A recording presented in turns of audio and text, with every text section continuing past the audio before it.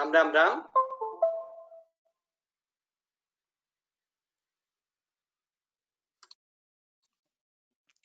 राम राम राम। गुरुरेव गतिः गुरुमेव भजे गुरुणैव सहास्मि नमो गुरवे न गुरोः परमं शिशुरस्मि गुरोर्मतिरस्ति गुरौ मम पाहि गुरो गुरुरेव गतिः गुरुमेव भजे गुरुणैव सहास्मि नमो गुरवे न गुरोः परमं शिशुरस्मि गुरोर्मतिरस्ति गुरौ मम पाहि गुरो गुरुरेव गतिः गुरुमेव भजे गुरुणैव सहास्मि नमो गुरवे न गुरोः परमं शिशुरस्मि गुरोर्मतिरस्ति गुरौ मम पाहि गुरो श्रीशैलेशदयापात्रं धीभक्त्यादिगुणार्णवं यतीन्द्रप्रवणं वन्दे रम्यजामातरं मुनिं लक्ष्मीनाथसमारम्भां नाथयामुनमध्यमाम् अस्मदाचार्यपर्यन्तां वन्दे गुरुपरम्परां वक्रतुण्डमहाकाय कोटिसूर्यसमप्रभ अविघ्नं कुरु मे देव सर्वकार्येषु सर्वदा सरस्वती नमस्तुभ्यं वरदे कामरूपिणि विद्यारम्भं करिष्यामि सिद्धिर्भवतु मे सदा हयग्रीव हयग्रीव हयग्रीवेति यो वदेत् तस्य निस्सरते वाणी जह्नुकन्या प्रवाहवत् विना वेङ्कटेशं ननाथो ननाथः सदा वेङ्कटेशं स्मरामि स्मरामि हरे वेङ्कटेश प्रसीद प्रसीद प्रियं वेङ्कटेश प्रयच्छ प्रयच्छ असाध्य साधक स्वामिन् असाध्यं तव किं वद रामदूत दया सिन्धो मत्कार्यं साधय प्रभो वसुदेवसुतं देवं कंसचाणूरमर्दनं देवकी परमानन्दं कृष्णं वन्दे जगद्गुरुम्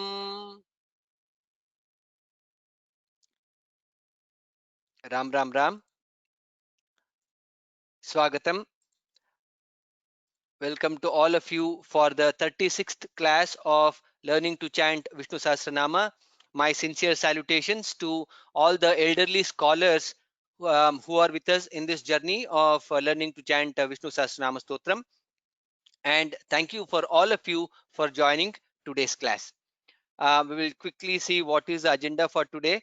As announced in last two classes, we have last 6 more shlokas to learn in the additional concluding shlokas. We will learn that today quickly. Immediately after that, we will have blessings by scholars. We will have that opportunity of getting the blessings from the scholar. After that, we will have a quick glance on Vyoma. We'll also talk about what is Vyoma, etc. We will talk about it. And then we will have the closing remarks. So that is what is planned for next 90 minutes from 7 o'clock Indian Standard Time, 7 p.m. to 8:30 p.m. Just a reminder again, the Samarpanam, which we spoke about, will be on 12th and 19th of November. Timings is also will be 7:30 to 8:30, which was during 7:30 to 8:30 Indian Standard Time PM. We will more details you will get on email. This is just like a reminder. Right, with that we'll quickly so today what we'll do is we'll tell maybe 1 or 2 dhyana shlokas, starting shloka and then the Vanamali, and then we'll straight away go to the learning the new shlokas. शुक्लाम्बरधरं विष्णुं शशिवर्णं चतुर्भुजं प्रसन्नवदनं ध्यायेत् सर्वविघ्नोपशान्तये नारायणं नमस्कृत्य नरं चैव नरोत्तमं देवीं सरस्वतीं व्यासं ततो जयमुदीरयेत् ध्यानं क्षीरोदन्वत्प्रदेशेषु च मणिविलसत्सैकतेर्मौक्तिकानां माला क्लुप्तासनस्थस्फटिकमणिनिभैर्मौक्तिकैर्मण्डिताङ्गः शुभ्रैरभ्रैरदभ्रैरुपरि विरचितैर्मुक्तपीयूषवर्षैः आनन्दीनः पुनीयादरिनलिनगदा शङ्खपाणिर्मुकुन्दः छायायां पारिजातस्य हेमसिंहासनोपरि आसीनमम्बुदश्याममायताक्षमलङ्कृतम् चन्द्राननं चतुर्बाहुं श्रीवत्साङ्कितवक्षसं रुक्मिणी सत्यभामाभ्यां सहितं कृष्णमाश्रये। ॐ विश्वस्मै नमः। विश्वं विष्णुर्वषट्कारो भूतभव्यभवत्प्रभुः भूतकृद्भूतभृद्भावो भूतात्मा भूतभावनः।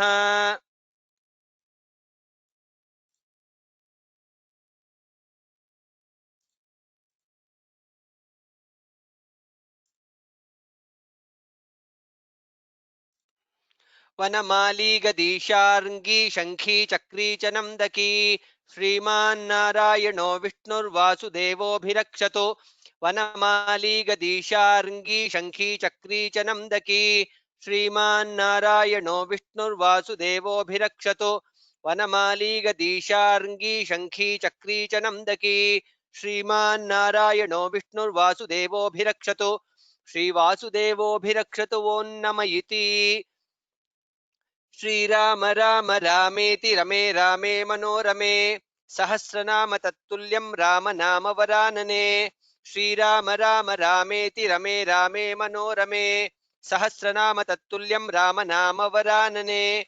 श्रीराम राम रामेति रमे रामे मनोरमे सहस्रनाम तत्तुल्यं राम नाम वरानने। श्रीराम नाम वरानन ओं नम इति। धन्यवादः। Start with all the आपदामपहर्तारं दातारं सर्वसम्पदां लोकाभिरामं श्रीरामं भूयो भूयो नमाम्यहम्। आर्तानामार्तिहन्तारं भीतानां भीतिनाशनं द्विषदां कालदण्डन्तं रामचन्द्रं नमाम्यहम्। नमः कोदण्डहस्ताय सन्धिकृतशराय च खण्डिताखिलदैत्याय रामायापन्निवारिणे रामाय रामभद्राय रामचन्द्राय वेधसे रघुनाथाय नाथाय सीतायाः पतये नमः। अग्रतः पृष्ठतश्चैव पार्श्वतश्च महाबलौ आकर्णपूर्णधन्वानौ रक्षेतां रामलक्ष्मणौ सन्नद्धः कवची खड्गी चापबाणधरो युवा गच्छन्ममाग्रतो नित्यं रामः पातु स लक्ष्मणः। With that, we will start with the learning the new shlokas. 1 minute.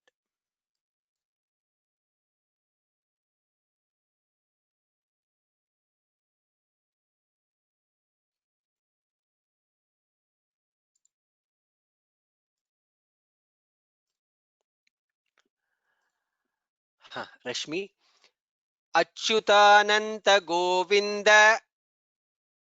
अच्युतानन्त Govind अच्युतानन्त Govind नामोच्चारण भेषजात् नामोच्चारणभेषजात् नश्यन्ति सकला रोगाः नश्यन्ति सकला रोगाः नश्यन्ति सकला रोगाः सत्यं सत्यं वदाम्यहम्।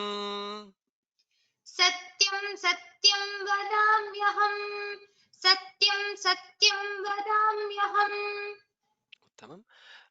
Let us to note in this shloka, even though I have not highlighted intentionally last 2 classes, I am not highlighting the Mahaprana so that you will be able to hear and identify the Mahaprana and the other letters. However, here mentioning Achyutananda Govinda Namocharana Bheshajat, Bha is Mahaprana, then Shakara. Shakara is there, Bheshajat, Nashyanti Sakala Rogaha, Satyam Satyam Vadamiham. If you join and say, it will be Rogas Satyam, Rogas Satyam Satyam Vadamiham. That's how it is pronounced.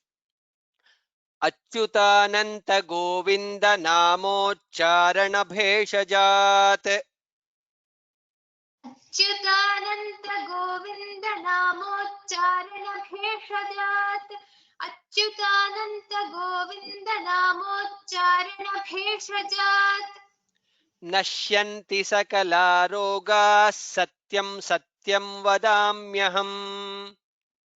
नश्यन्ति सकला रोगाः सत्यं सत्यं वदाम्यहम् नश्यन्ति सकला रोगाः सत्यं सत्यं वदाम्यहम्। अच्युतानंद गोविंद अच्युतानंत गोविंद नामोच्चारण भेषजात् नश्यन्ति सकला रोगाः सत्यं सत्यं वदाम्यहम्। अच्युतानन्त गोविन्द नामोच्चारण भेषजात् नश्यन्ति सकला रोगाः सत्यं सत्यं वदाम्यहम्। अच्युतानन्त गोविन्द नामोच्चारण भेषजात् नश्यन्ति सकला रोगाः सत्यं सत्यं वदाम्यहम्। धन्यवादः। इषु सत्यं सत्यं पुनः सत्यं सत्यं सत्यं पुनः सत्यं सत्यं सत्यं पुनः सत्यम् उद्धृत्य भुजमुच्यते उद्धृत्य भुजमुच्यते उद्धृत्य भुजमुच्यते वेदाच्छास्त्रं परन्नास्ति वेदाच्छास्त्रं परन्नास्ति वेदाच्छास्त्रं परन्नास्ति न देवः केशवात् परम्। न देवः केशवात् परम् न देवः केशवात् परम्।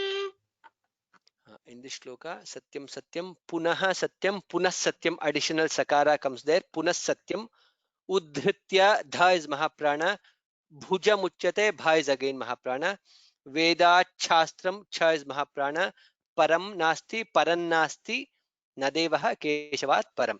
Please note all these letters while chanting the shloka. सत्यं सत्यं पुनः सत्यं उद्धृत्य भुजमुच्यते सत्यं सत्यं पुनः सत्यम् उद्धृत्य भुजमुच्यते सत्यं सत्यं पुनः सत्यम् उद्धृत्य भुजमुच्यते वेदाच्छास्त्रं परन्नास्ति न देवः केशवात् परम्। वेदाच्छास्त्रं परन्नास्ति न देवः केशवात् परम् वेदाच्छास्त्रं परन्नास्ति न देवः केशवात् परम् सत्यं सत्यं पुनः सत्यं उद्धृत्य भुजमुच्यते वेदाच्छास्त्रं परन्नास्ति न देवः केशवात् परम्। सत्यं सत्यं पुनः सत्यम् उद्धृत्य भुजमुच्यते वेदाच्छास्त्रं परन्नास्ति न देवः केशवात् परम् सत्यं सत्यं पुनः सत्यम् उद्धृत्य भुजमुच्यते वेदाच्छास्त्रं परन्नास्ति न देवः केशवात् परम्। उत्तमम्, अमोघ। शरीरे जर्जरीभूते शरीरे जर्जरीभूते शरीरे जर्जरीभूते व्याधिग्रस्ते कलेवरे व्याधिग्रस्ते कलेवरे व्याधिग्रस्ते कलेवरे औषधं जाह्नवीतोऽयम् औषधं जाह्नवीतोऽयम् औषधं जाह्नवीतोऽयम् वैद्यो नारायणो हरिः वैद्यो नारायणो हरिः वैद्यो नारायणो हरिः। couple of mahapranas that you need to notice in this shloka. Sharire jarjari bhute, bha is mahaprana. Vyadhigraste, dha is mahaprana. Vyadhigraste kalevare. Aushadham, dha is mahaprana. Janhavi toyam, aushadhan janhavi toyam. When anuswara followed by jakara, nya comes. Aushadhan janhavi toyam. Vaidyo narayano harihi. Note all these letters while chanting this shloka. शरीरे जर्जरीभूते व्याधिग्रस्ते कलेवरे शरीरे जर्जरीभूते व्याधिग्रस्ते कलेवरे शरीरे जर्जरीभूते व्याधिग्रस्ते कलेवरे औषधं जाह्नवीतोऽयं वैद्यो नारायणो हरिः औषधं जाह्नवीतोऽयं वैद्यो नारायणो हरिः औषधं जाह्नवीतोऽयं वैद्यो नारायणो हरिः शरीरे जर्जरीभूते व्याधिग्रस्ते कलेवरे औषधं जाह्नवीतोऽयं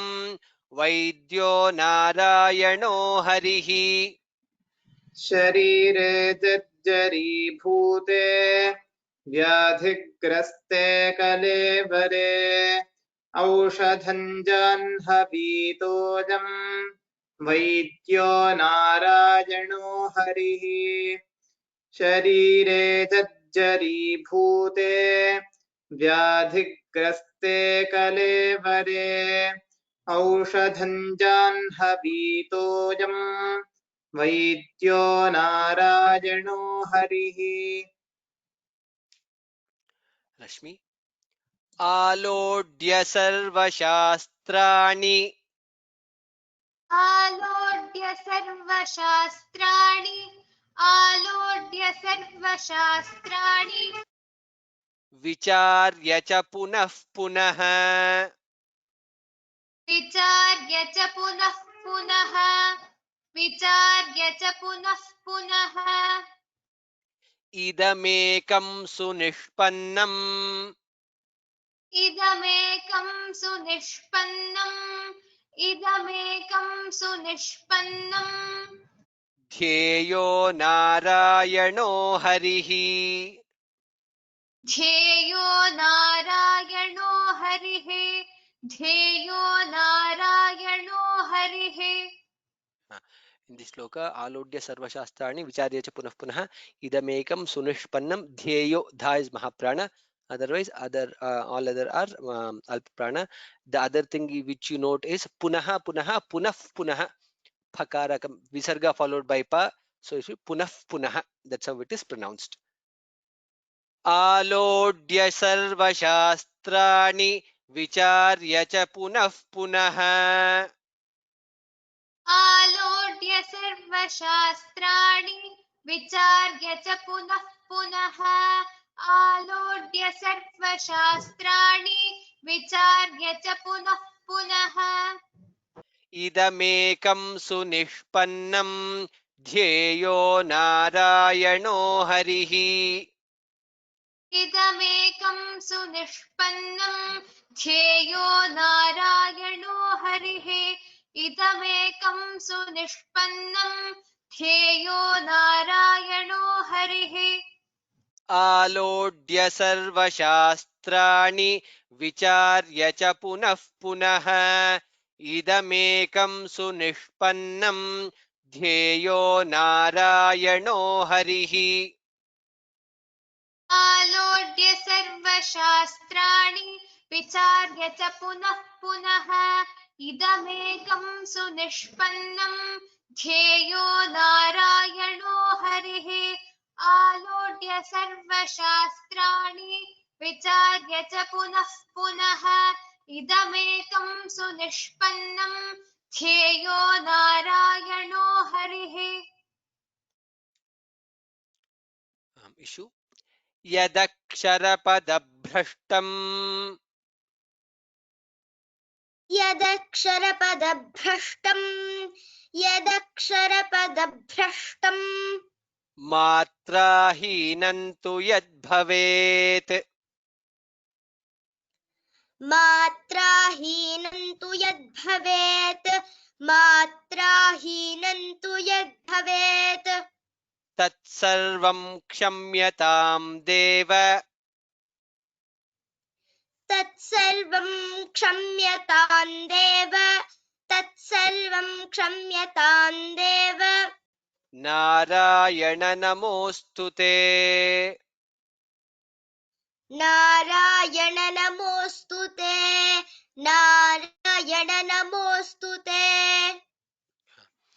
shloka. Yadakshara padabhrashtam bha is mahaprana. Matra hinantu yad bhavet bha again is mahaprana. Tatsarvam kshamyatam deva narayana namostute. Kshamyatam deva, kshamyatan deva. That's how it comes. Please note all these letters while chanting this shloka. यदक्षरपदभ्रष्टं मात्राहीनं तु यद्भवेत् यदक्षरपदभ्रष्टं मात्राहीनं तु यद्भवेत् यदक्षरपदभ्रष्टं मात्राहीनं तु यद्भवेत् तत्सर्वं क्षम्यतां देव नारायण नमोऽस्तु ते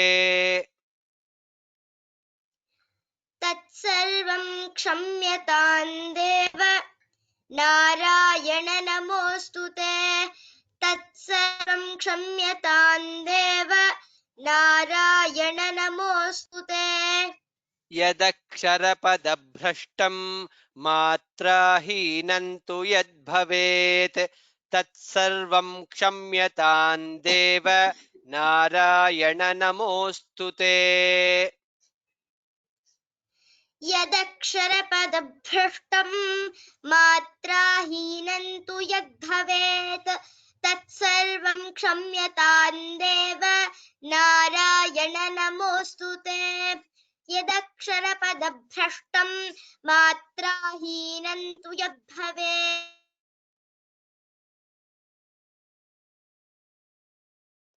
तत्सर्वं क्षम्यतां देव नारायण नमोऽस्तु ते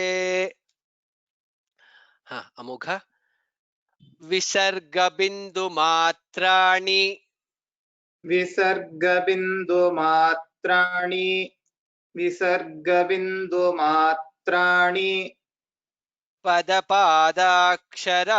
च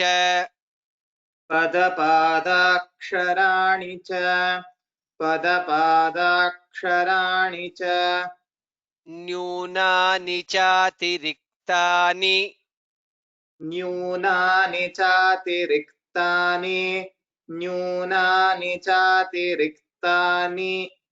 क्षमस्व पुरुषोत्तम क्षमस्व पुरुषोत्तम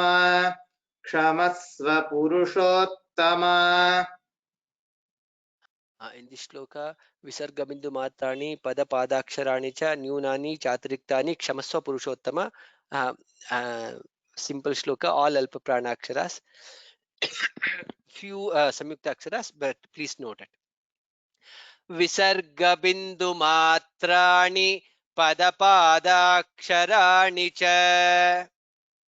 विसर्गबिन्दुमात्राणि पदपादाक्षराणि च विसर्गबिन्दुमात्राणि पदपादाक्षराणि च न्यूनानि चातिरिक्तानि क्षमस्व पुरुषोत्तम न्यूनानि चातिरिक्तानि क्षमस्व पुरुषोत्तम न्यूनानि चातिरिक्तानि क्षमस्व पुरुषोत्तम विसर्गबिन्दुमात्राणि पदपादाक्षराणि च न्यूनानि चातिरिक्तानि क्षमस्व पुरुषोत्तम विसर्गबिन्दुमात्राणि पदपादाक्षराणि च न्यूनानि चातिरिक्तानि क्षमस्व पुरुषोत्तम विसर्गबिन्दुमात्राणि पदपादाक्षराणि च न्यूनानि चातिरिक्तानि क्षमस्व पुरुषोत्तम श्रीवासुदेवार्पणमस्तु श्रीवासुदेवार्पणमस्तु धन्यवादः Amogha will repeat all the new shlokas that we learned today and before going forward. Achyutananta Govinda Namocharana Bheshajat Nashyamti Sakala Rogas Satyam सत्यं वदाम्यहम्। अच्युतानन्त गोविन्द नामोच्चारणभेषजात् नश्यन्ति सकला रोगाः सत्यं सत्यं वदाम्यहम्। सत्यं सत्यं पुनः सत्यम् उद्धृत्य भुजमुच्यते। वेदाच्छास्त्रं परन्नास्ति न देवः केशवात् परम्। सत्यं सत्यं पुनः सत्यम् उद्धृत्य भुजमुच्यते। वेदाच्छास्त्रं परन्नास्ति न देवः केशवात् परम्। शरीरे जर्जरीभूते व्याधिग्रस्ते कलेवरे औषधं जाह्नवीतोऽयं वैद्यो नारायणो हरिः। शरीरे जर्जरीभूते व्याधिग्रस्ते कलेवरे औषधं जाह्नवीतोऽयं वैद्यो नारायणो हरिः। आलोड्य सर्वशास्त्राणि विचार्य च पुनः पुनः इदमेकं सुनिष्पन्नं ध्येयो नारायणो हरिः। आलोड्य सर्वशास्त्राणि विचार्य च पुनः पुनः इदमेकं सुनिष्पन्नं ध्येयो नारायणो हरिः।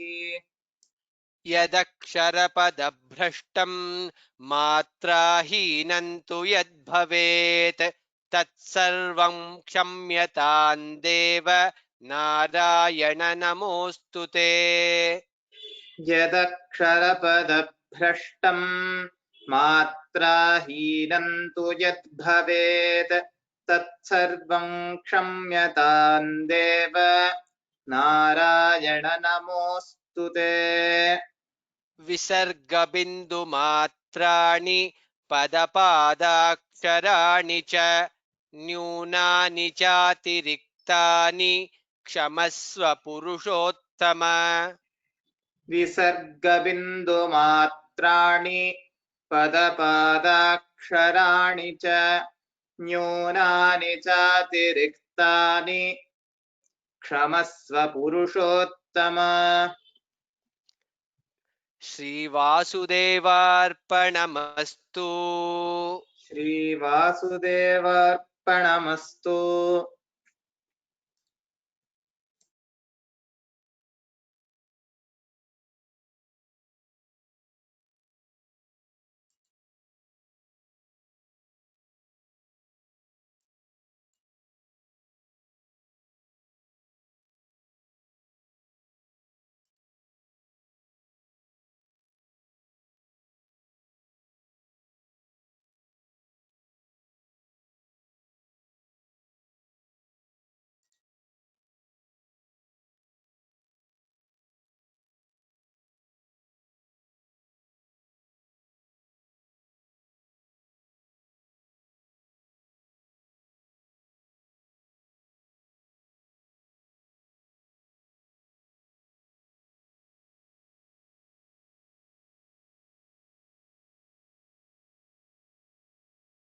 हरि ओम.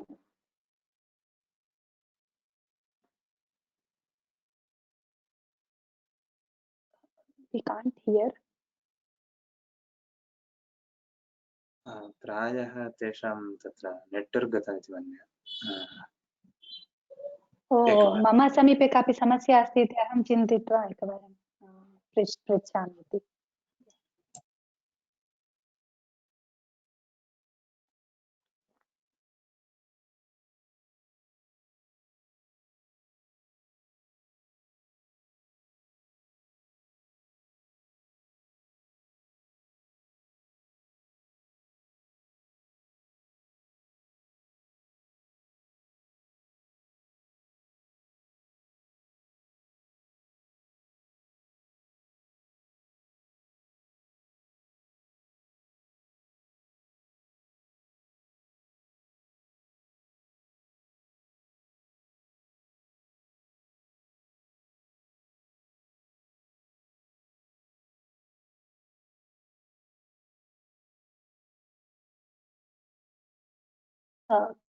Dear students, please wait a while. We are just waiting for Bhrata to come back.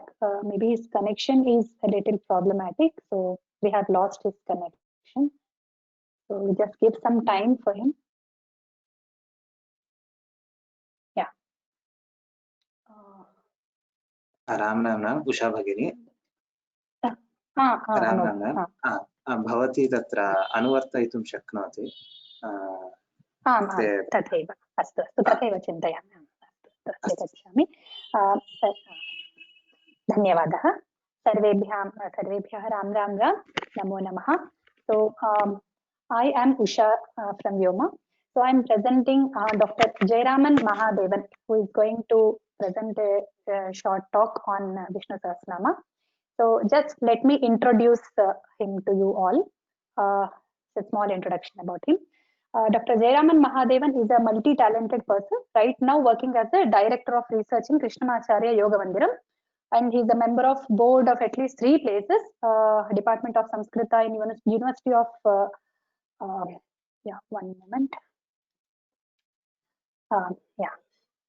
So he's Department of Sanskrit of University of Madras, and then Vivekananda College, Chennai, and then Department of Yoga and Spirituality, S. Vyasa, University, Bangalore.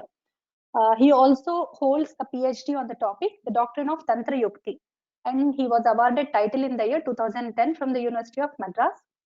He did with a research fellowship from the UGC, so that's a special point. And then Sanskritam, journalism, and mass communication are other 3 areas where he holds a postgraduate degree. He was the university first rank holder and gold medalist both in undergraduate and postgraduate degrees. So he also holds a diploma in manuscriptology. So you can just see how many different areas this Mahabhaga is skilled in. Not stopping with that, he has also received a good Vedic learning in Taittiriya Shakha of Krishna Yajurveda, and is also into the Vedanta field by acquiring Prasthanatraya, that is Upanishads, Bhagavad Gita, and Brahma Sutras. These 3 are combinedly called Prasthanatraya, as most of you must be aware. Not just learning, but he also taught Upanishads and Vyakaranam in the Gurukulam for a year and after his studies. He has deep-rooted interest for yoga, and he received training in traditional Gurukula system for 6 years in the Veda Vijnana Gurukulam, Bangalore.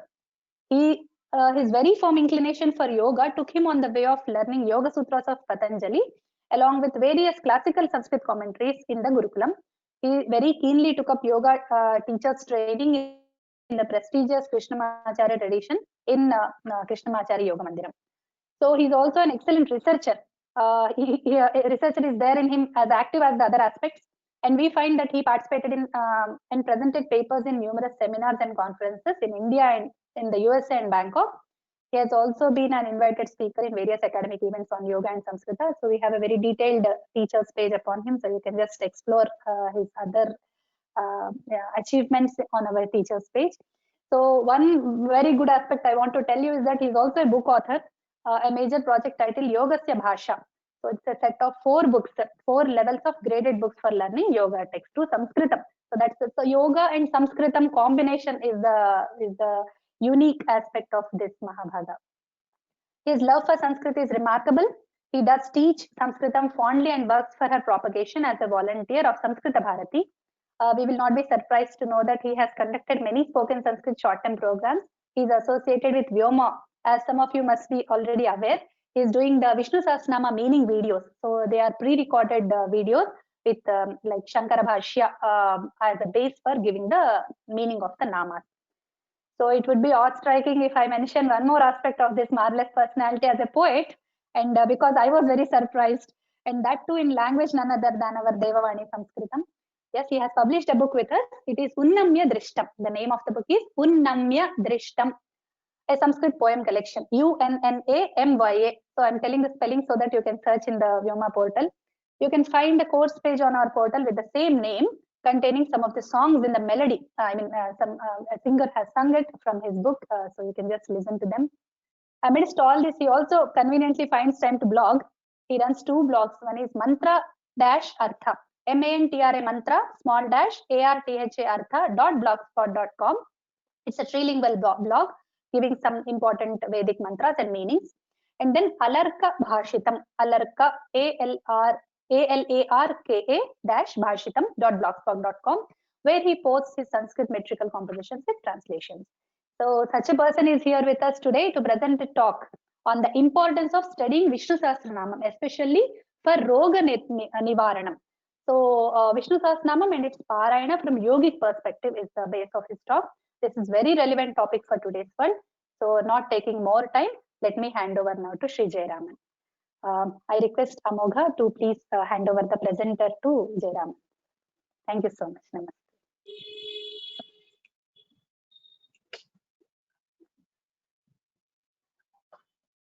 एकं क्षणं महोदय। राजेश महोदय अभवत् महोदय।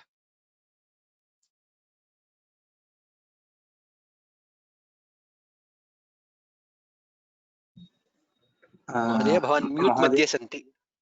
जयरामन् महोदय भवान् mute मध्ये सन्ति। Can you see my screen?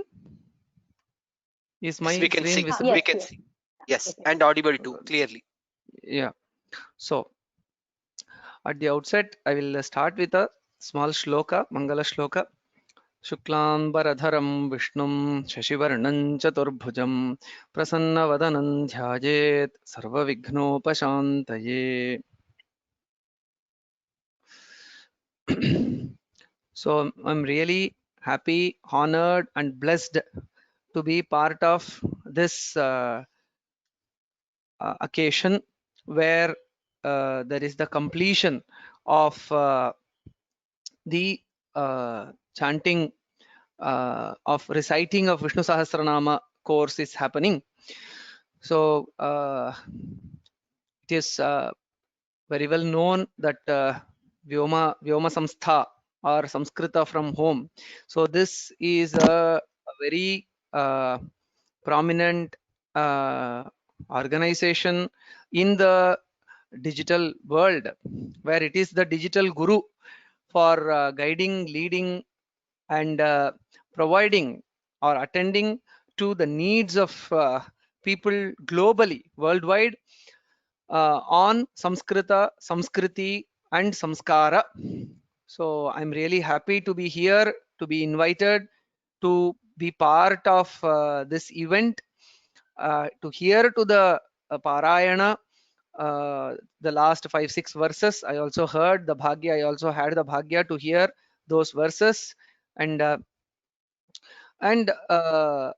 as was generously introduced by Usha Bhagini. So I'm also happy to be associated with Vyoma in my own limited way and contributing to the cause of Samskrita, Samskriti, Samskara, Prachara. And with regard to when I was invited to give a talk on Vishnu Sahasranama, I was thinking whether I had even a small iota of yogyata to be part of this. Then thanks to Corona, that since March, I've also been continuously chanting along with my family. All of us, we sit together every evening and then do the Parayana of Vishnu Sahasranama. So without even by God's grace, so even without missing one day since the Corona lockdown, say March 22nd, March 23rd, we have been thus far able to do the Parayana. So in that way, I feel that I have been blessed to be associated with Vishnu Sahasranama since though initially, yes, as part of our culture, we study, we listen. No one can miss out Vishnu Sahasranama, that too in the very melodious voice of M.S. Subbalakshmi Amma. So no one misses that out. But as a systematic, regular Parayana Abhyasa, so we are doing Parayana at our home since March. That is one small yogyata I feel that, or by divine grace, I have got to even speak a few words in that regard. And also then I was inspired, and even that too again impelled by Bhagavad Kripa. Then I thought, yes, I'm enjoying chanting and feeling the bliss, happiness. Then why not understand the meaning of the namas therein? So in our Vedas, we have Swadhyaya Pravachanabhyam na Pramaditavyam. Swadhyaya, learning, and teaching. So they are the two vratas that have been given or ordained to every person in this culture. So I thought, in the process of learning the meaning, I can also share what I have understood. So, so in that process, as was mentioned in the introduction, I've also been sharing the meanings of Vishnu Sahasranama entirely based on Acharya Shankara's Bhashya to Vishnu Sahasranama. So in that way, I at least have some touch with the text, this great, marvelous text, which is part of one of the Itihasas and spoken by none other than Bhagavan, the great personality, Bhishma himself. So with this brief introductory parts, I just would like to launch into or touch upon today's topic. So reciting Vishnu Sahasranama, a healing yogic perspective. Why a healing yogic perspective to reciting Vishnu Sahasranama? Because I know only about yoga. Because since last 10 years, I have been in the field of yoga. And so any life experience or any experience that I go or get or any text that I examine these days, I always try to see from the point of view of the yogic lore, especially from the point of view of Yoga Sutras of Bhagavan Patanjali. And also this yogic yoga as a practice, as a way of life, has now been accepted world over. Since 2014, we have the United Nations has also announced the International Day of Yoga. So in this manner, we see that yoga, a holistic practice, has a very healing touch on various dimensions of human life. So from that point of view also, so how we can look at the chanting or the reciting of Vishnu Sahasranama from a yogic perspective, because most things that have been handed down in our tradition to us by our ancestors have a healing, beneficial yogic dimension added to them. So we are now slowly discovering each of this.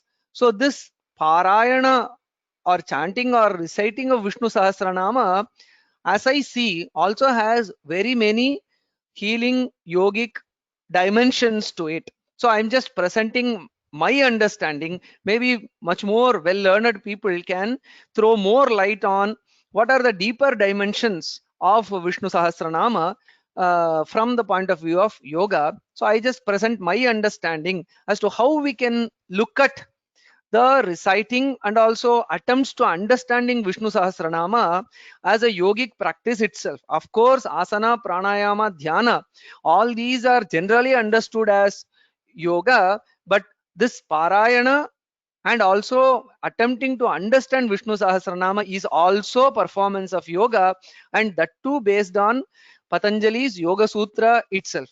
I do not know the composition of the audience here. I saw a few children chanting. So children, elders, everyone are here. So my approach will also be universal, in the sense I will attempt to present in such a way that it touches or it is applicable to the cross section of our community or of our society, who are all those who are part of learning and chanting Vishnu Sahasranama. Now, irrespective of who we are, elders, children, or middle-aged professionals, all of us want to have a mind which is regulated. Means we feel that when we are distracted, we are not productive, we are not happy, we are suffering. So when the mind is not moving in a very channelized, systematic, calm, peaceful manner, then we feel the life is full of suffering. So everyone, a slight reflection, we can understand by even a small thinking, we can understand that it is the mind which has to be addressed. So if the mind is under control, or if we can regulate our mind, if the mind becomes our friend, uddhared atmanatmanam atmaiva hyatmano bandhu. So atma is our bandhu. Atma here in the Bhagavad Gita refers to the mind. If we befriend our mind, and then we are happy. So whatever pursuits we are doing, so we will be successful if we are able to befriend our mind. Otherwise, what happens? We feel missing out on many aspects. Life becomes a suffering. So that's why yoga approaches this universal question, even for children who are studying, professionals, and even elders. We feel for everyone this is true. So so chitta vritti nirodha, yoga is nothing but regulating the activities of mind. There are so many interpretations to this sutra, but one basic understanding of this sutra is chitta vritti nirodha, is regulation of mind, is yoga. So from this point of view, we also see, as I just mentioned, for mind is the reason for bandha and moksha. The Amrita Bindu Upanishad says, Manayeva manushyanam karanam bandha mokshayoho. For bondage and liberation, it is the mind which is the cause. And even in Ramayana, we see that Hanuman, when he is roaming around in the Antapura of Ravana, in Sundarakanda, we see in search of Sita Mata, he says, Manohi hetuhu sarvesham indriyanam pravartane shubha shubhasu avasthasu tat cha me suvyavasthitam. Hanuman, he says that mind is the one that impels or pushes the sense organs into various activities, and that leads to shubha and ashubha avasthas. Shubha is auspicious ends, and ashubha is that which leads to, or that which ends up in suffering. So mind impels the senses, and senses get in touch with the objects, and finally we end up doing good things or things which are not very conducive, or which doesn't end up in a, which doesn't have a happy ending. But Hanuman says, Tacha me suvyavasthitam. My mind is steady, I feel. So I am happy and I am focused. And so I feel that I will certainly find out Sita Mata. That is the sankalpa that he has, Hanuman has. So the point here is that regulation of the mind is what is needed to lead to Shubha Avastha or Ashubha Avastha, or happy state or a state of sorrow or suffering. So that's why yoga, with various approaches, some is the body based approach, mind based approach, and then breath based approach. So many approaches are there. All of them are guided, directed towards regulating, presenting us methods to regulate our mind, so that we can be happy, we can be productive, and we can contribute something worthwhile to people around us. So, but most of the time we feel that we are distracted, in the sense that the mind is not with us, mind is not cooperating with us. So then what distracts the mind? Patanjali in Yoga Sutra says that there are 9 distracting factors. Vyadhi, diseases.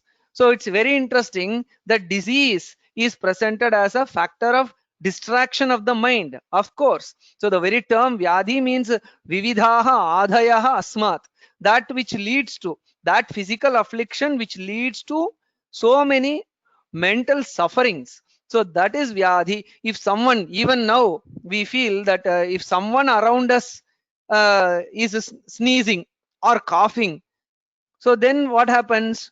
We are afraid, or even the same person is afraid. Oh, could this be that one, the C disease, which we can, which people are worried about? So that is the corona. So people even find it difficult to name that, because so much of a suffering that it causes, or the havoc it has wreaked.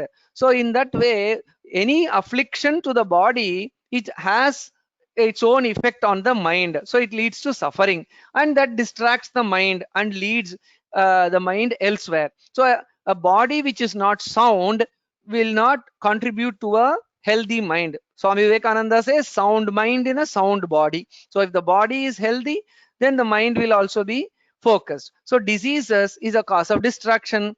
Styanam, styanam is sloth or heaviness. So what happens due to our food and other habits? What happens? There is a general sense of heaviness, sloth or heaviness or dullness in our life. So due to various physiological reasons or due to medication and other things, what happens? Dullness is there. So that again will not allow the mind to function in its full potential. And then samshaya, when we have doubt about certain things, we will not progress. Again, that is a cause of whether is it this way or that way, we are confused. And then pramada means, so to progress in life, we have to follow certain prescribed steps. For example, if I am preparing for an examination, I have to systematically follow certain steps in preparing for the examination. Or if I am going to give a lecture, I have to systematically organize my thoughts. If I don't do that, not being systematic in approach, so that also in a way leads to further distraction, that feeds to further distraction. Because if I don't prepare well, then it leads to suffering, and that suffering will not allow the mind to settle. So in that way, pramada also contributes to distracting the mind. And then alasyam, so alasyam is the tendency of tamas, means the tendency in the mind, uh, which by which one is not active to contribute or work to for self development or doing one's work in an active manner. See, styanam is dullness, heaviness caused due to certain physiological factors and also bad food habits. Alasyam is a mental attitude not to progress, means taking life simple and easy. So in that sense, easy go, carefree attitude. So that is alasyam. And avirati is restlessness. So restlessness, constantly running behind the senses or not allowing or constantly checking the phone, constantly checking the social media. So this is restlessness. So that is again a factor that distracts the mind. Bhranti darshanam, getting confused, what is the means, what is the end, if we are not clear. So if I am preparing for an examination, studying is what I need to do, and not looking at the TV. So in that way, there should be a clarity as to what needs to be done. So there should be no delusion or confusion about our priorities. If that is there, then again that afflicts the mind and leads to suffering.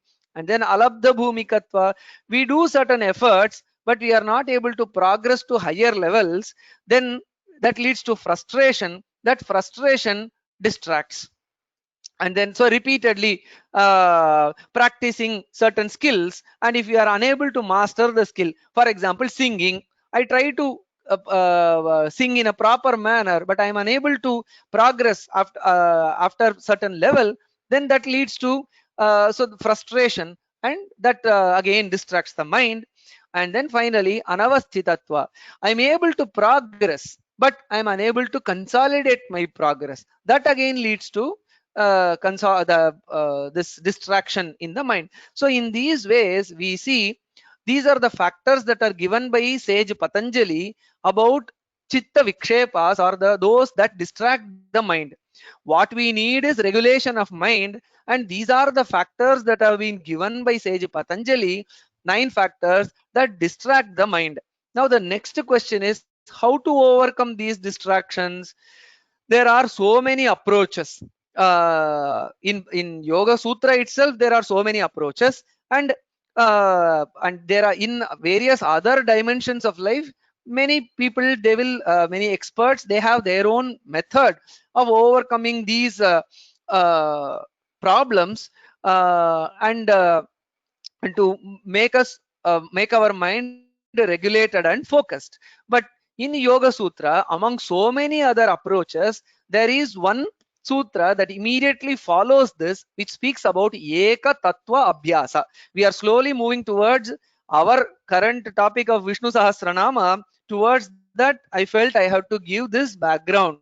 So Ekatattva Abhyasa is given as a method to address these distractions, so that do not allow the regulation of the mind. So what is Ekatattva Abhyasa? The terms are very simple.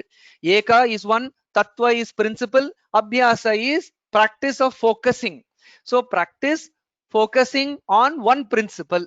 So if that practice of focusing on one principle is done, then naturally all these 9 factors which were presented earlier, vyadhisthana samshaya, all those 9 factors beginning from disease till frustration due to inability in progress. So all these distractions and frustrations and despondencies can be addressed. So the key that is given by Patanjali is Ekatattva. So again, there is a lot of description, discussions in the various commentaries of Yoga Sutra about what Ekatattva means. Various interpretations are there. Among that, we see that most commentators like Vachaspati Mishra, Vijnana Bhikshu, these are very renowned traditional commentators on Yoga Sutra. Even scholars like Hariharananda Aranya, all of them, most of them, they feel that Eka Tattva refers to Ishvara, because in that sutra, prior to that sutra, the concept of Ishvara has been spoken. So that Eka Tattva, one principle, is Ishvara, and Abhyasa is Pranidhanam. So devotion, Pranidhanam is devotion. Devotion to Ishvara is Eka Tattva Abhyasa.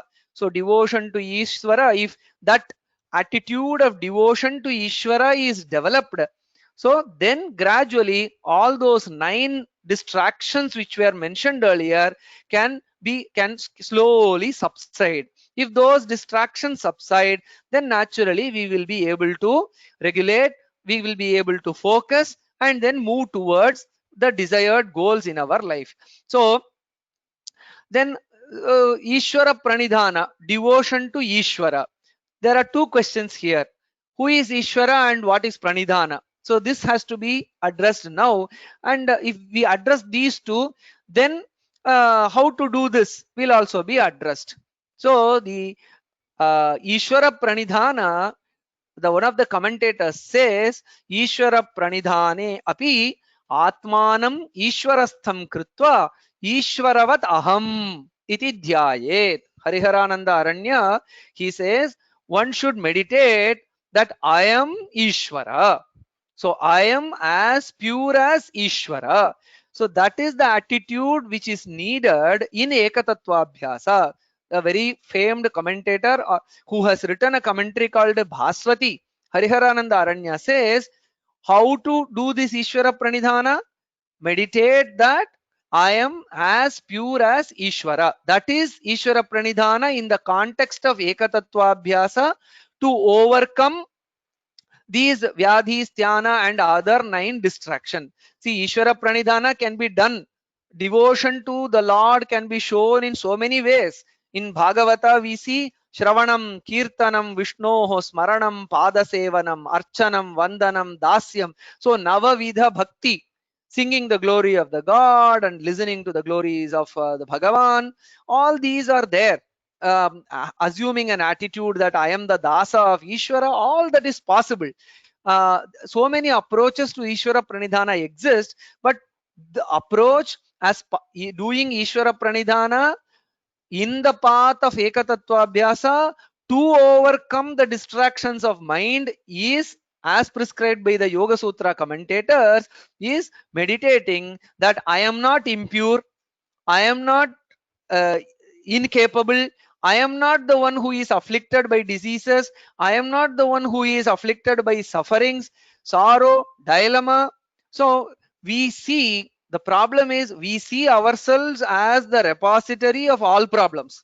But this Ekatattva Abhyasa says, no, you are not a problem, but you are as pure as Ishvara. That bhava, that I am pure and I am capable and I am peaceful. So that bhava has to be brought in.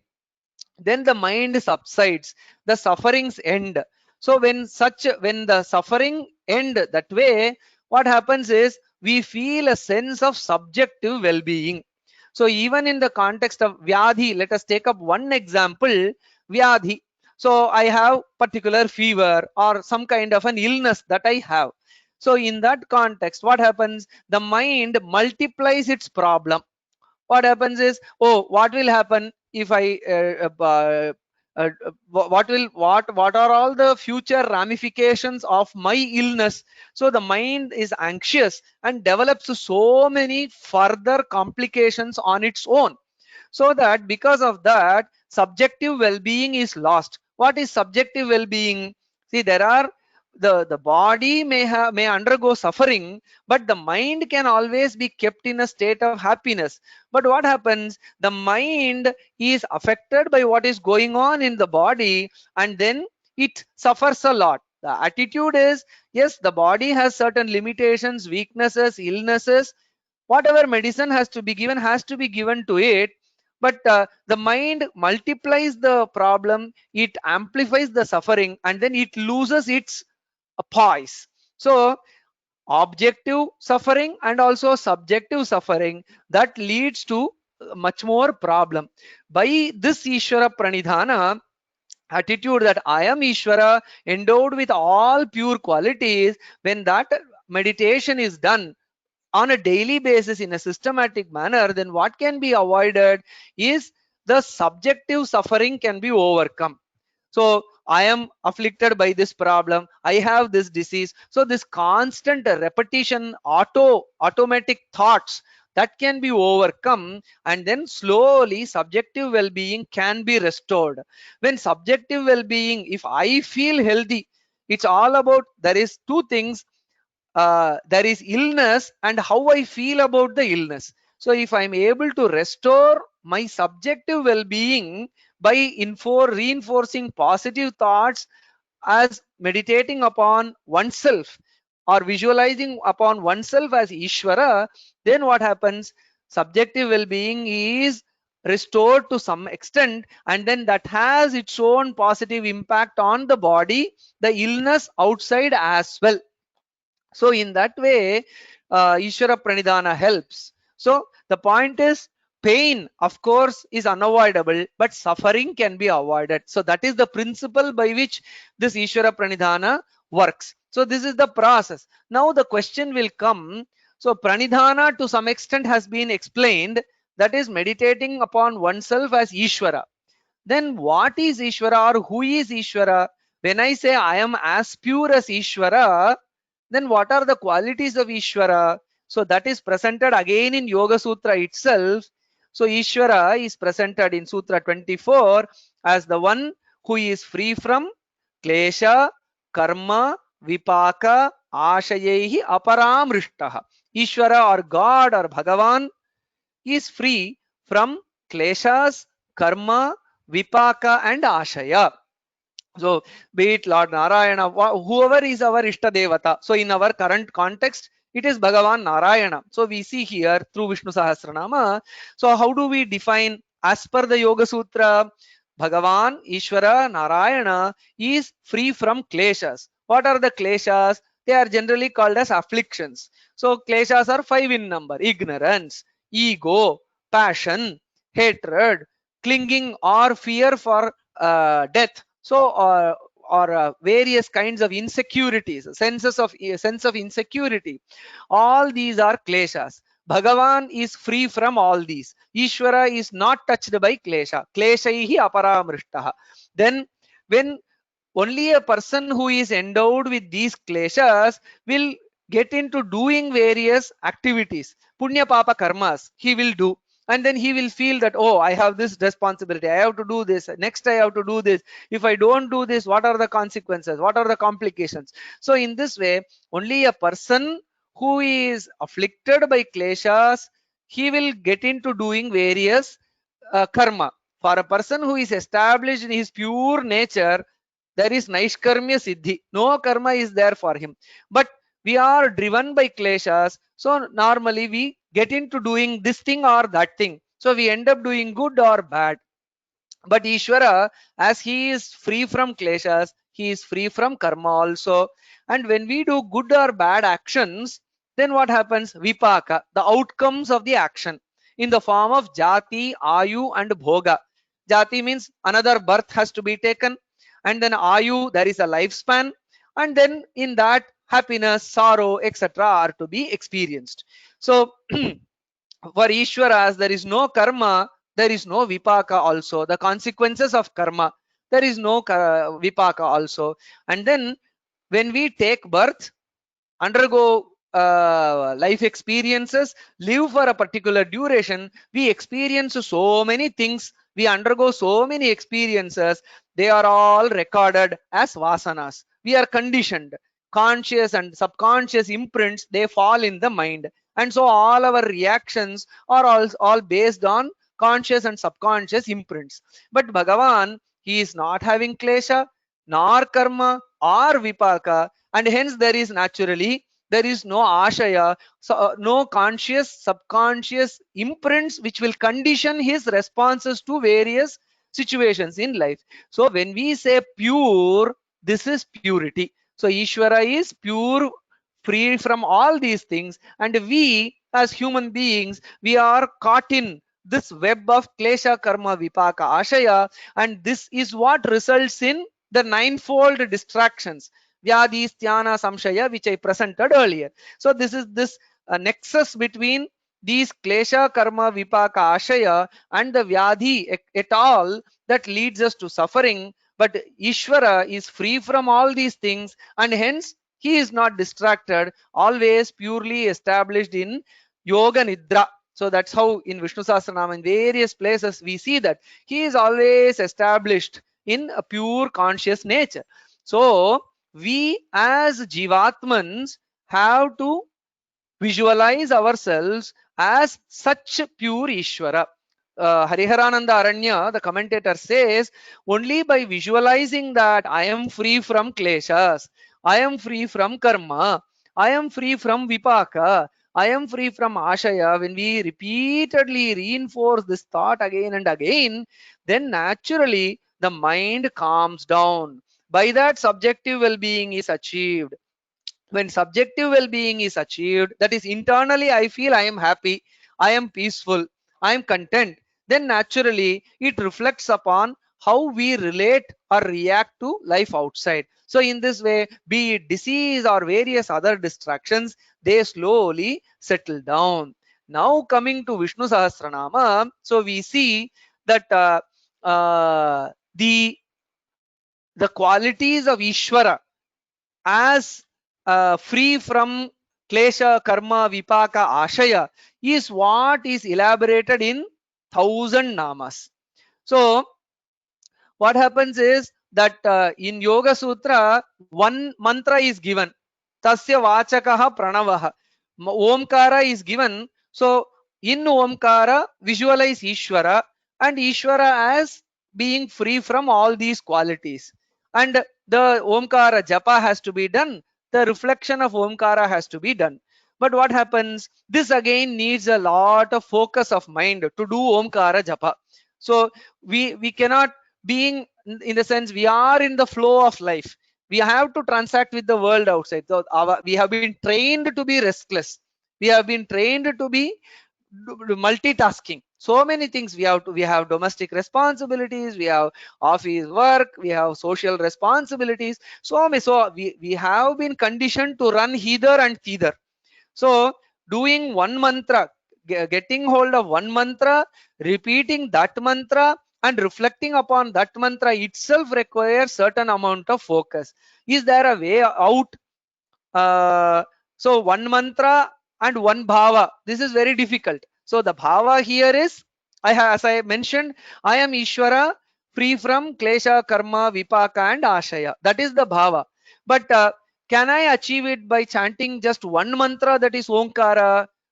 Difficult, because we get bored soon.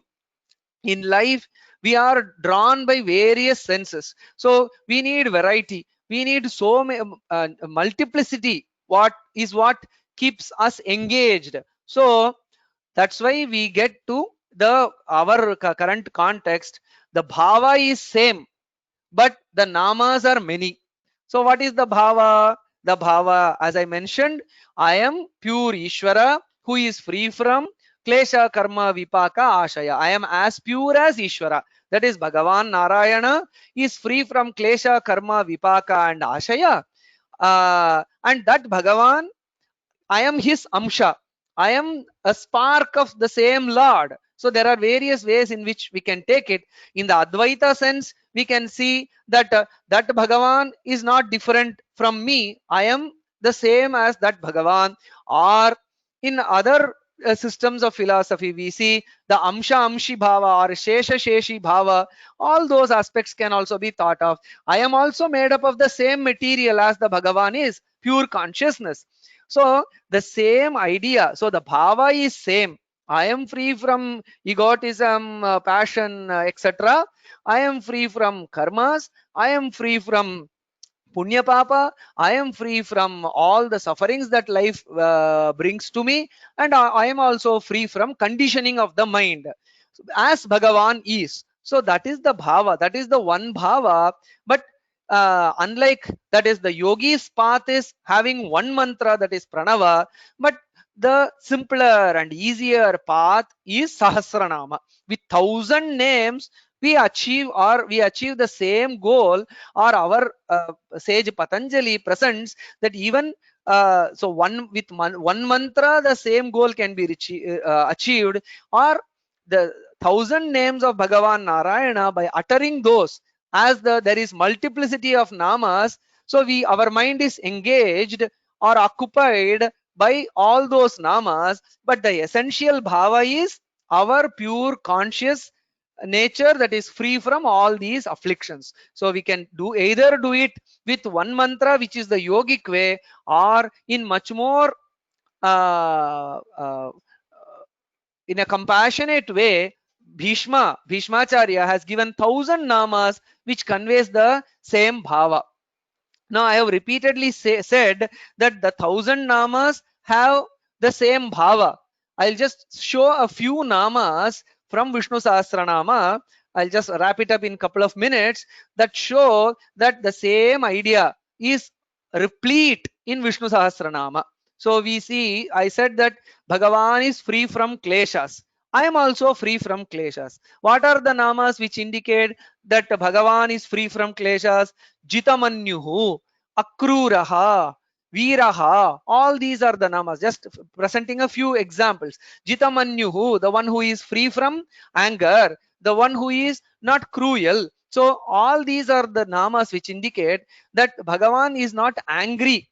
So in certain or not cruel. So the commentator Acharya Shankara clarifies that from where does anger rise from? Anger rises from hatred, and hatred itself is caused by desire. I desire certain things. If I don't get what I desire, if someone comes in the path of my goals or my ambitions, then I develop hatred. That is unpleasant to me. I develop hatred and I am angry about the person, and then I go about harming that person. So the raga, dvesha, abhinivesha, all these are interconnected, and Bhagavan through this namas, Jitamanyu, Akrura, is stated as the one who is free from kama, krodha, etc. In the nama, especially Veeraha, repeatedly we see that the Bhagavan destroys the Rakshasas, destroys the Asuras. So this meaning, this nama and the purport of this nama is reflected in other namas also, where Bhagavan annihilates the demons and the Rakshasas. There also Acharya clarifies, Bhagavan does not kill the demons out of hatred for those demons. It is to establish dharma that he has to eliminate certain undesirable elements from the society. So it is not driven by dvesha, the klesha, which is an affliction. It is rather the dharma samsthapana prayatna which has led to the annihilation of Rakshasa. So these are the namas that indicate that Bhagavan is free from klesha. And again, Bhagavan is free from all kinds of karma, punya karma, papa karma. There is no nitya naimittika karma for Bhagavan. So the nama krita karma means the one kritam karma, kritani akhilani karmani, kritameva sarvam. na kartavyam kinchidapi karma vidyate. The one to whom nothing, oh, no goals, no ambition. So when we are driven by goals, oh, this is the target we have to achieve. So that is needed in life, but if that takes over our life, then we are in a rat race. Of course, Bhagavan also has his own actions to be performed.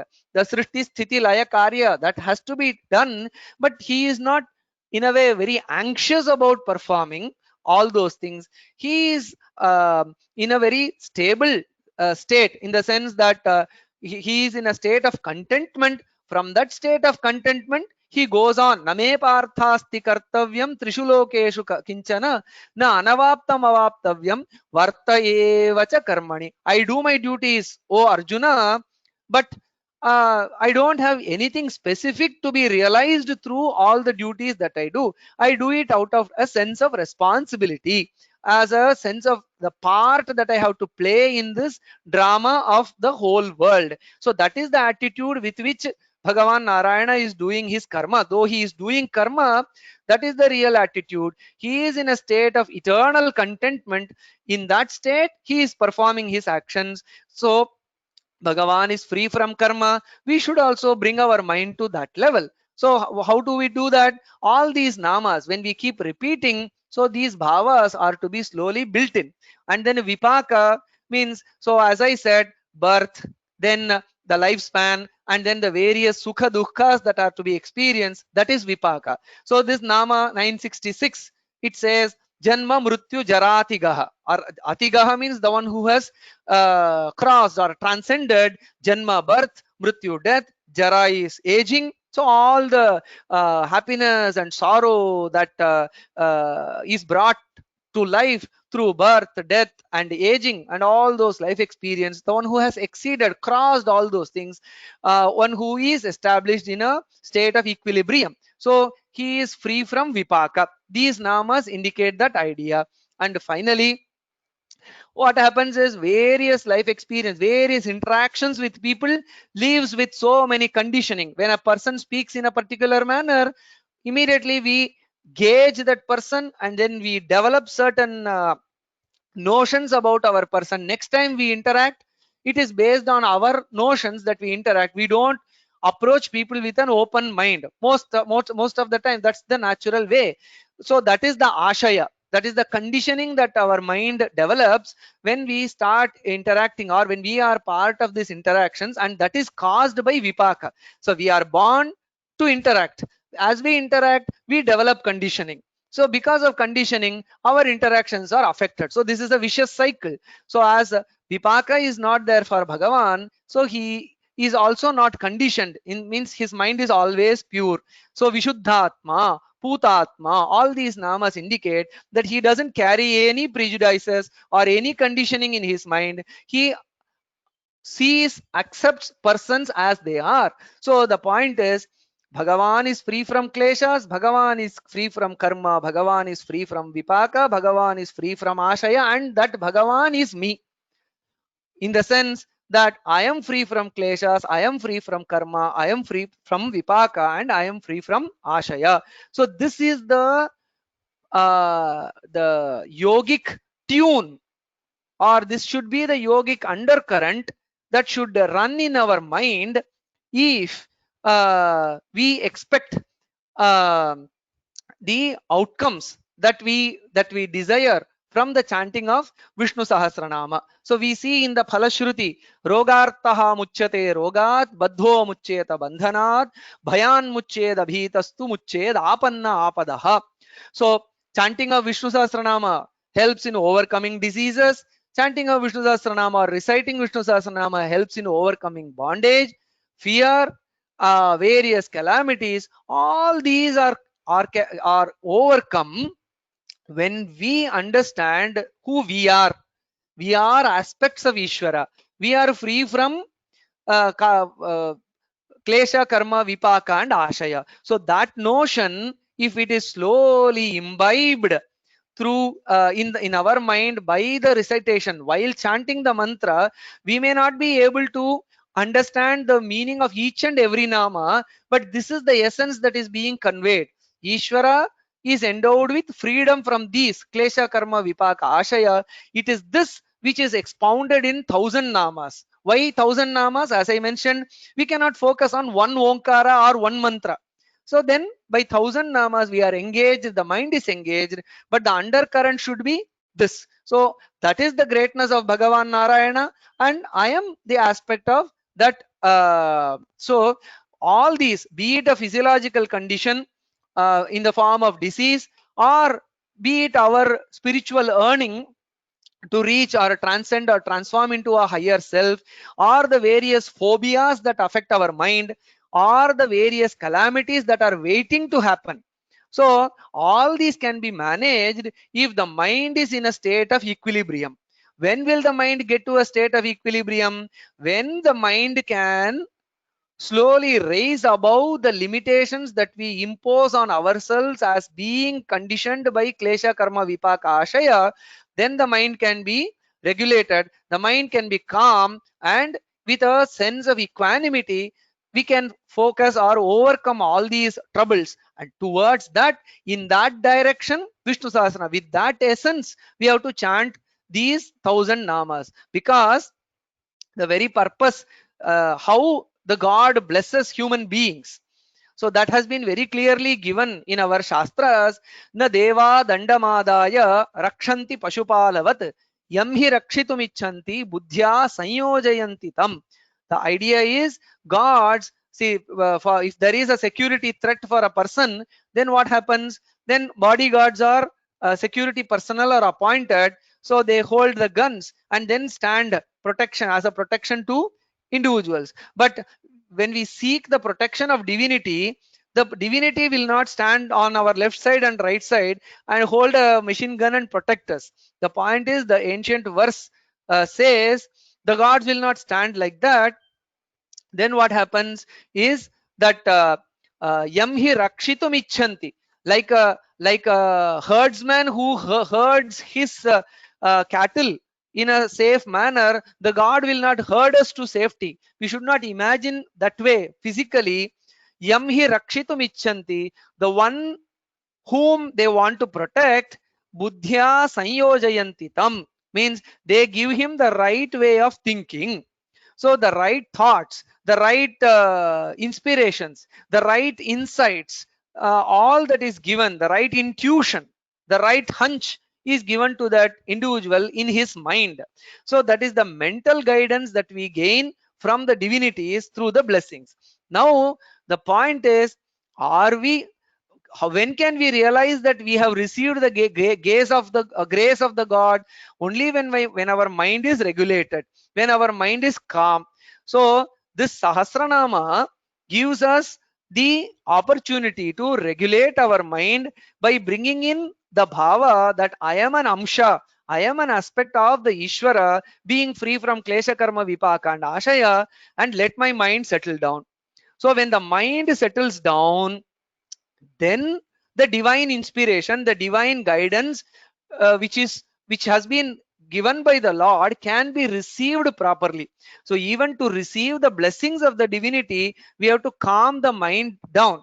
So the right indications, the right intimations, the right intuitions given by the divinity can be received when we adopt this kind of a bhava in our chanting of Vishnu Sahasranama. So this, I don't say that this is the purpose or this is the way in which Vishnu Sahasranama is to be understood. As a humble student of Yoga Sutra or Yoga Shastra, this is how I perceive. In a yogic way, we can utilize the chanting of Vishnu Sahasranama or recitation of Vishnu Sahasranama, and through that we can calm our mind down and then raise to higher level through our regulated mind, and also of course have a calm, peaceful and productive life. So these are the thoughts that I wanted to share, and I would like to end here. Thank the organizers to for having given this opportunity to do the swadhyaya, self study on Vishnu Sahasranama from a yogic perspective.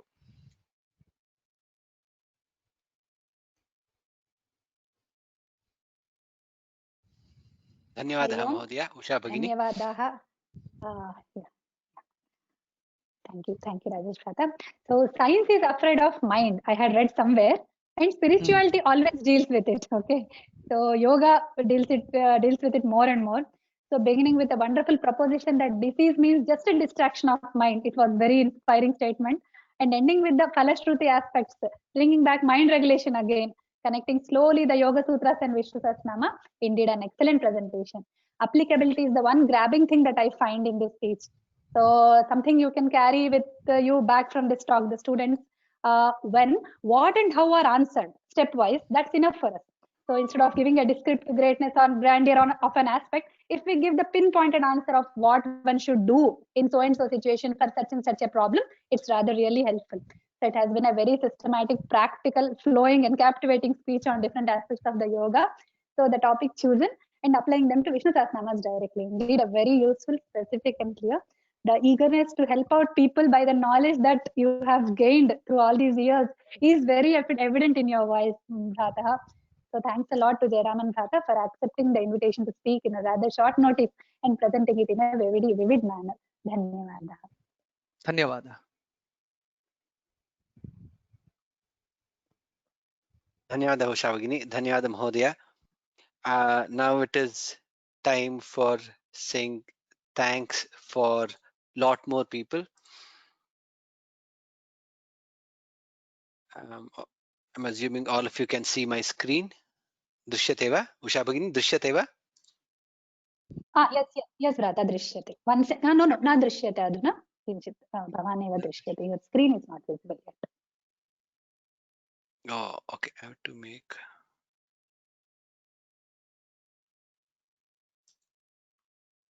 No, you have to make. You also presented, Bhrata. Yeah.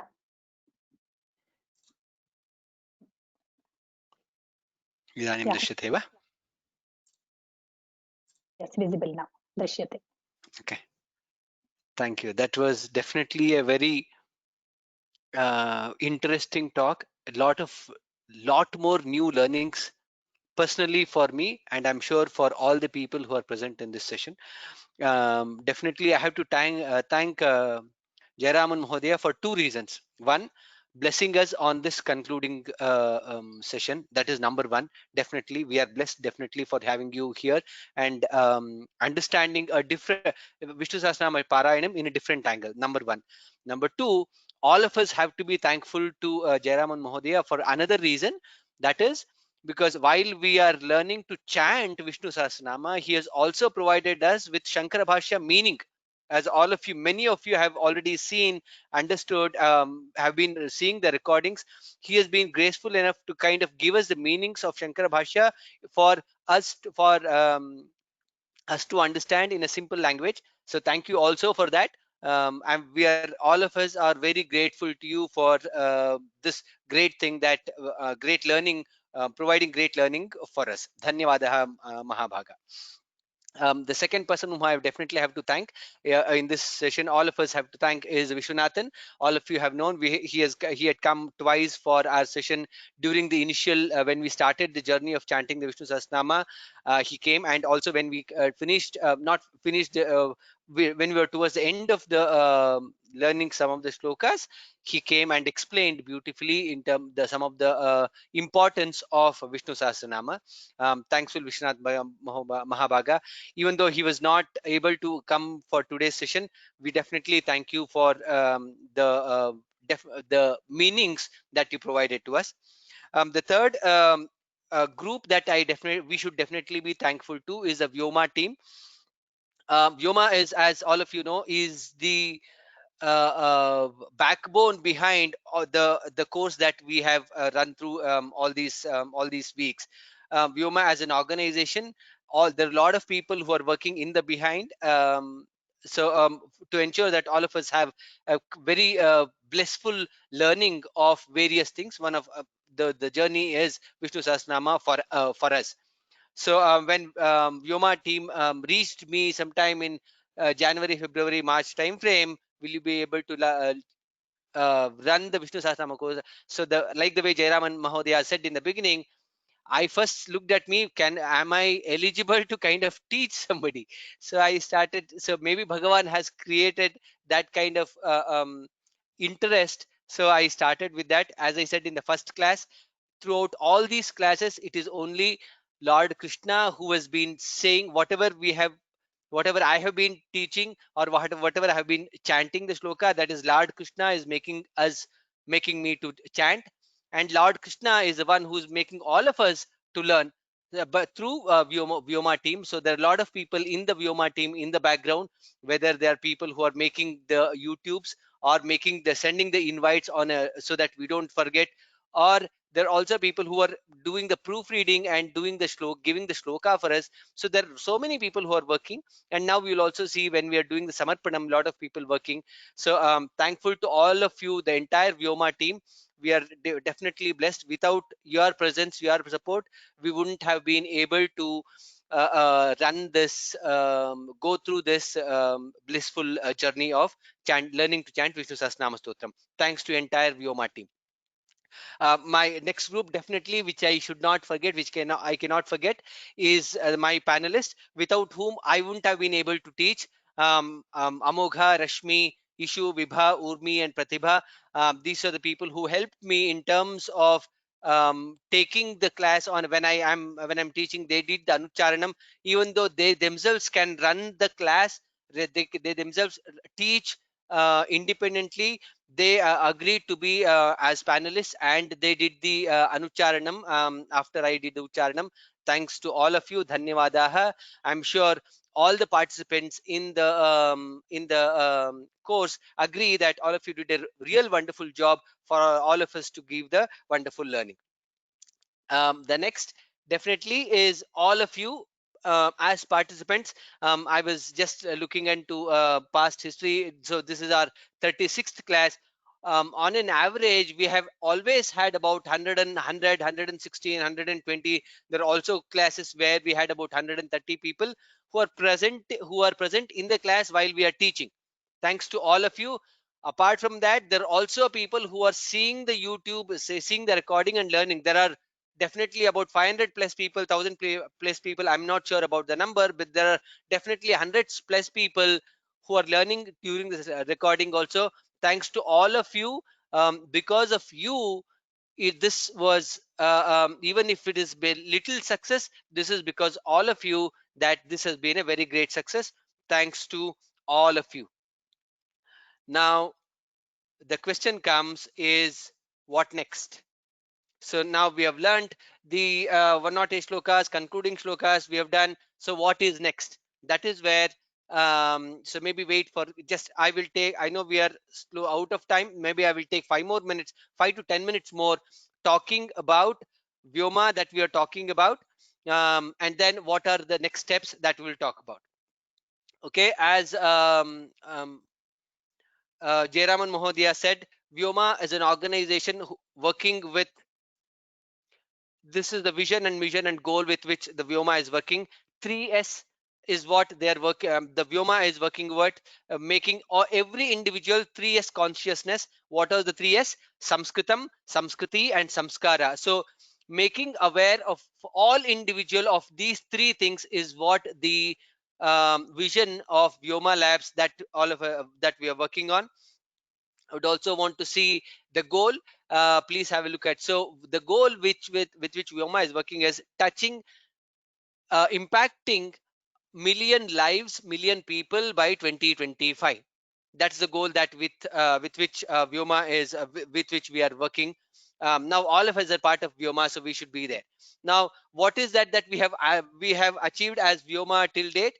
I will just run through quickly. 18 self-learning multimedia products that are there in the market today. There are about 191 free courses. I don't see any organization who are offering so many free courses.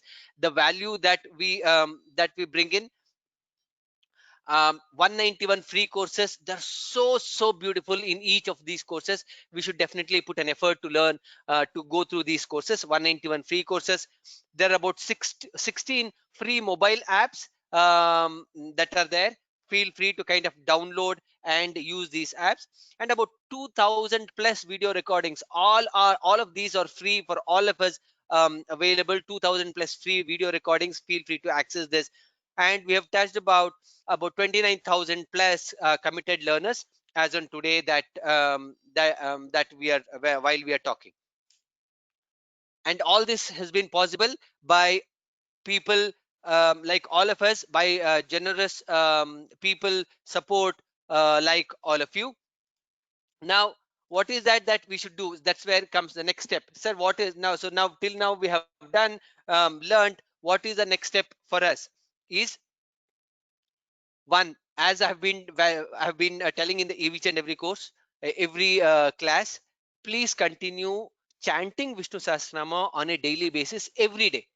It could take 15 minutes, it could take 20 minutes, it could take 30 minutes, 45 minutes, depending on the speed that we say. But ensure that we are chanting Vishnu Sahasranama every on a daily basis every day.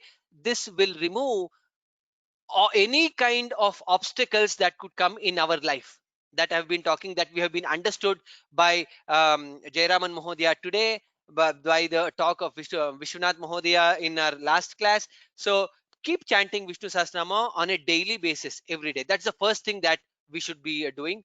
Number two, what is that we can do? In a small way, big way, start teaching whatever you have learned. Keep teaching to 1%, 2%, 3%. Forget the question that am I eligible for it? All of us are eligible. Lord Krishna has made all of us eligible for teaching. We have so he has blessed us. So please consider yourself as eligible to teach and start teaching. Teaching 1%, 2%, 3%. Start spreading that yes, one of the yes, this through this. Now, I will also want to share my experience here. Only when once I started teaching Vishnu Sahasranama like 35, 36 weeks before, even though I have been chanting Vishnu Sahasranama for years, my actual learning started after I started teaching in this class. So only when you start teaching to one person, then you will start to understand, oh, what is the exact form, how do I pronounce this nama correctly, what is the meaning, etc., etc. So please start teaching even to 1%, 2%, 3%. Start teaching. That will be the second thing. Third, please start referring Vyoma courses. There are, as I said, there are so many courses, so many jewels inside the Vyoma course.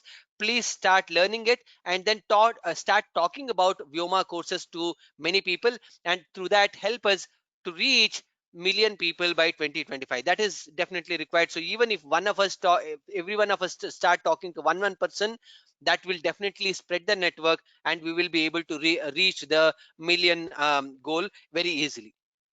Then the next thing, we definitely want to appeal that there is so much of funds, money that is required for doing all this course. While we are offering so many free courses, etc., etc., there's a lot of effort that is going on. It also requires a lot of money that goes in. Today Vyoma is running as a free trust. We do not generate any revenue. So it is again run by support by people like you. That is how it has been running. Here there are just an overview of approximate expenditure um, per year. So if you see in USD, it's about 87 k 87,000 US dollars. In terms of Indian rupees, it's about 61.5 lakhs. That is the annual cost per annum that Vyoma today is spending. Again, this is happening by the seva, by people like you, people like you. Feel free to donate for any of these. I will send this, we will upload this presentation in the course page. Feel free to, you can refer to it for the more. If you don't want, if you want to, sir, you have put such a big numbers. I will not be able to donate so much. What is the minimum that I can donate? Each rupee matters, each rupee counts. Whatever the small big donation that you can make, you can definitely make. Ensure, please contribute as generously as you can. Any amount, there is no mandatory that you have to generate, you have to contribute. Any amount that you want to contribute, feel free to contribute. Sir, now yes, I'm interested to do the contribution. how do I do the contribution? There are different ways. If you are inside India, there are three ways. One, log into Sanskrit from home. There is a click to donate button. Click on the donate and you can donate there. It takes you to the link and you can there. So when you click there, it takes you to it takes you to the donate button and you can click there. It asks for the bank details, etc., etc. You can donate there. That's now option one. Option two, you can do the NEFT, RTGS, IMPS. Here is the bank details that are there. Please donate using either this option, or the third option is you can definitely send a check to the Vyoma address with Vyoma Linguistic Labs Foundation. So you can definitely send the check and we accept the checks also. This is eight. So what is the benefit that you'll get? You'll get ATG tax benefit for all the donation. Since this is registered as a trust, you will get the ATG tax benefit for this, sir. But due to so many restrictions, we avoid taking cash as the donation in the form of cash. So use any of these three methodologies for do the donation. Sir, I'm not in India. What do I do? For people who are in US, this is again Vyoma is registered in US. Again, three options. Log into vyomausa.org. So you can click on the donate button and you can do the donate there. You can also do the monthly donation, how much ever, or you can use your debit or credit card to do the donation. Or the option two is use this QR code to and scan it, and you can do the through PayPal app, you can do the donation. Option three, as I said, it can also be through the check mode that you can donate. Sir, I'm not in India. I'm not in US. Sir? How can I generate? How can I donate? Here are the options. You can do the wire transfer. FCRA is there. Here are the bank details. Ensure that you can do the wire transfer. Option two, again, it's all as always. You can send your check to this address, and we'll be happy to receive. We'll be blessed to receive your donations. For any more details on donations, you can definitely contact Venkat, who is the founder and COO, on this number. Yes, here are the Venkat and Venkat Mahodia, who is the co-founder and COO of Vyoma Labs, or Vishwanathan, who is the CEO of Vishwanathan. Of course, we have seen who is the CEO of Vyoma. Feel free to reach out to any of them for any donation or any other query or questions that you have on donation or funds, etc., or any other query on your learning. Feel free to reach out to them. This is the more detail in terms of the donation. Where does it go? How did we arrive at the 67 lakhs that we shown? This here is where every drop counts. More details. What we will do is after this we will definitely upload this presentation also in our homepage. You can refer to this and request all of you to follow these four things. I repeat again: one, daily practice Vishnu Sahasranama. Two, start teaching Vishnu Sahasranama to other people. Three, I'll go back here so that spread the Vyoma word. Spread the Vyoma word so that more and more people start learning, getting to learn through getting benefited through Vyoma products. And four, be generous in your donation. These are the four things that we would request you to do as a step forward. Now, the last announcement that I have for today is, as it has been announced, there are the Samarpanam dates are 12th and 19th November, next 2 Thursdays. You will get more details on email. Please look forward for your email on more details on the Samarpanam. Please register. You might have to register for that. Please do the registration, and we will see the registry during the our Samarpanam day. We will have a lot more conversations and also more instructions, anything that is required there. With that, we will hopefully will end. I know we wanted to take some more questions, etc. Feel free to, but instead of with the time, I'm stopping here. Here is the email IDs. Sanskrit from home.in or Vyoma Pathshala or Digital Sanskrit Guru. Please write to here, Vyoma Labs. You also have my email ID, yatirajan.vyoma@gmail.com. Feel free to write to me if they have any questions. I'll be happy to answer any of your questions and answer any doubts that you might have. With again, request again, please continue to chant Vishnu Sahasranama on a daily basis. That itself will remove the kantaka that has come to the world today. Continue your chanting and prayers through Vishnu Sahasranama. With that, सर्वे भवन्तु सुखिनः, सर्वे सन्तु निरामयाः, सर्वे भद्राणि पश्यन्तु, मा कश्चित् दुःखभाग् भवेत्। काले वर्षतु पर्जन्यः, पृथिवी सस्यशालिनी, देशोऽयं क्षोभरहितः, ब्राह्मणाः सन्तु निर्भयाः, स्वस्ति प्रजाभ्यः परिपालयन्तां न्याय्येन मार्गेण महीं महिषाः, गोब्राह्मणेभ्यः शुभमस्तु नित्यं, लोकाः समस्ताः सुखिनो भवन्तु, लोकाः समस्ताः सुखिनो भवन्तु, लोकाः समस्ताः सुखिनो भवन्तु। धन्यवादः. Ram Ram Ram. We'll meet next Thursday again during the Samarpanam day. My apologies for we are late by about 18-20 minutes. Hope all of you enjoyed today's session. We will meet in next Thursday again at 7:30 p.m. If there is a change in the time, of course you'll hear, but otherwise it is 7:30 p.m. during the Samarpanam day. Dhanyavadah. Ram Ram Ram. Rajesh Bhrata, just one few minutes, just 2-3 more minutes. So I request all the learners to be very happy about this session. Thanks to Rajesh Bhrata from Vyoma.